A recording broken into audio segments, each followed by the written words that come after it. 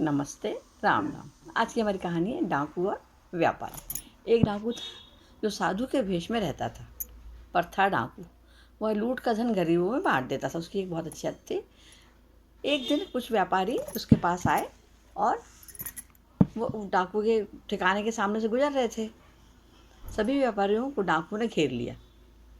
उनमें से डाकू जो लूट रहे थे, उनमें से एक व्यापारी डाकुओं की नज़र बचाकर वो सामने के तंबू में चला गया।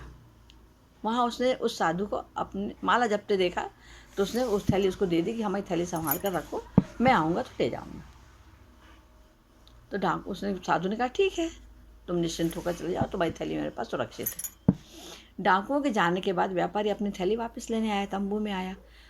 जब उसने देखा तो उसको बड़ा आश्चर्य हुआ कि वह साधु तो डाकुओं की टोलियों का सरदार था और जितना लूट का माल था वो डाकुओं को बांट रहा था। बड़ा निराश हुआ, वो दुखी हुआ, लौटने लगा। जब उससे लौटने लगा तो उसको साधु ने देखा, जो डाकू बनकर लूटता था, उसने देखा। उसने कहा रुको, तुम रुक जाओ, तुम जो रुपयों की थैली मेरे पास रखे हो वो तुम्हारी सुरक्षित रखिए, ज्यों के त्यों उठा लो। अपने रुपयों को सही सलामत देखकर व्यापारी बहुत खुश हुआ और वहाँ से चला गया। धन्यवाद दिया और चला गया वहाँ से।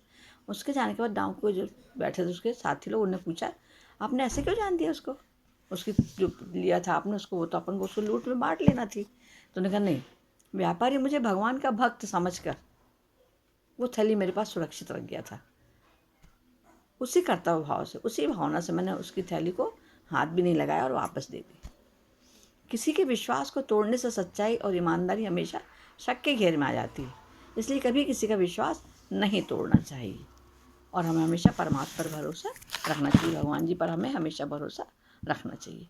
नमस्ते, राम राम, धन्यवाद।